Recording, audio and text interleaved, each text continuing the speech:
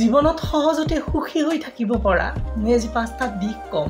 সেইকেইটা হ'ল আপুনি কেতিয়াও অন্য ব্যক্তিৰ লগত নিজক তুলনা নকৰিব।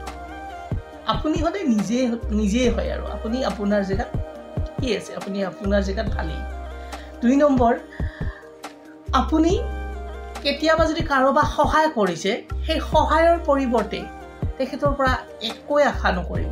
আপোনাক তেখেতে সহায় কৰিব পাৰে, পিছত নকৰিব পাৰে, সেইটো কমপ্লিট তেখেতৰ কথা। 3 নম্বৰ, আপুনি সদায় আপোনাৰ ভাল লগা কামটো কৰক। আপুনি যিটো ভাল পায় সেইটো কৰক। 4 নম্বৰ, আপোনাৰ যেতিয়াই যিয়ে সমস্যা নাহক কিয়, সমস্যাটোত ভাঙি নপৰি সমাধানৰ বাবে পথ বিচাৰক।